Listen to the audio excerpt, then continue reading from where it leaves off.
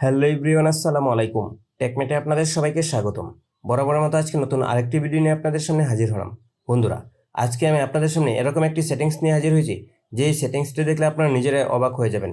দেখুন, আমি আমার মেসেঞ্জারে প্রবেশ করছি। এখন আমি যদি কাউকে মেসেজ করতে যাই এবং কিবোর্ডে কোনো কিছু লিখতে যাই, দেখেন কিবোর্ডের ব্যাকগ্রাউন্ডে আমার নিজের ছবি দেখা যাচ্ছে।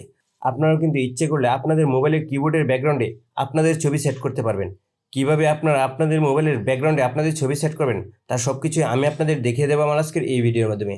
সো আজকের ভিডিওটি আপনাদের জন্য হতে চলেছে খুবই গুরুত্বপূর্ণ, তাই ভিডিওটি না টেনে সম্পূর্ণ ভিডিওটি দেখুন।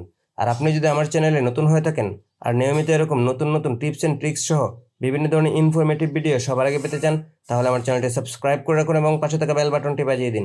তো চলুন কথা না বাড়িয়ে শুরু করা যাক।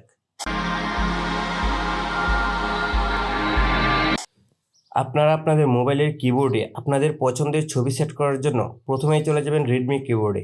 আমি রিডমিক কিবোর্ডে প্রবেশ করছি। রিডমিক কিবোর্ডে চলে যাওয়ার পর উপর থেকে আপনারা সেটিংয়ের একটি অপশন দেখতে পাবেন। আপনারা সেটিংয়ের অপশনটির উপর একটি ক্লিক করে দেবেন।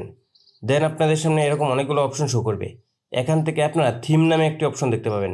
উপর থেকে আপনারা থিম অপশনটির উপর একটি ক্লিক করে দেবেন।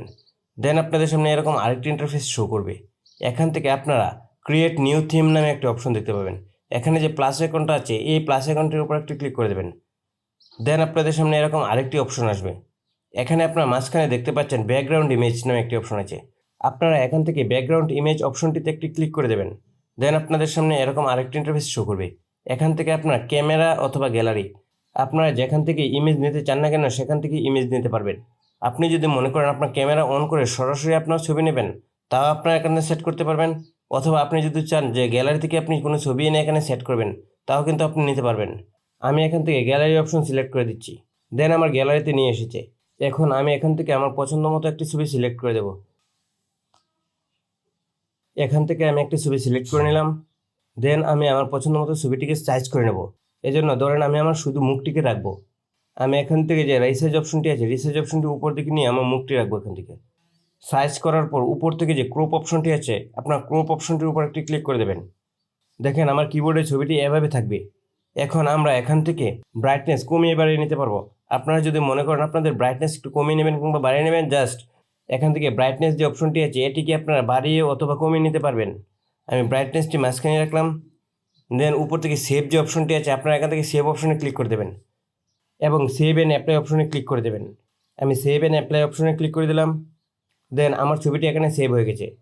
এখন যদি আমরা এখান থেকে বেরিয়ে যাই, এখন আমি যদি মেসেঞ্জারে এখানে কিছু মেসেজ করতে যাই, দেখেন আমি মেসেঞ্জার অপশনে ক্লিক করলাম। রিডমি কিবোর্ডের ব্যাকগ্রাউন্ডে আমার ছবিটি দেখা যাচ্ছে। এভাবে কিন্তু খুব সহজেও আপনারাও আপনাদের যে কোনো পছন্দের ইমেজ আপনাদের মোবাইলের কিবোর্ডে সেট করে নিতে পারবেন। আশা করি ভিডিওটি আপনাদের কাছে ভালো লেগেছে। ভিডিওটি যদি আপনাদের কাছে ভালো লেগে থাকে, তাহলে ভিডিওটিতে একটি লাইক করুন এবং কমেন্ট করুন। আর নিয়মিত এরকম নতুন নতুন টিপস অ্যান্ড ট্রিক্স সহ বিভিন্ন ধরনের ইনফরমেটিভ ভিডিও সবার আগে পেতে আমার চ্যানেলটি সাবস্ক্রাইব করে রাখুন এবং পাশে থাকা বেল বাটনটি বাজিয়ে দিন। সবাইকে অসংখ্য ধন্যবাদ।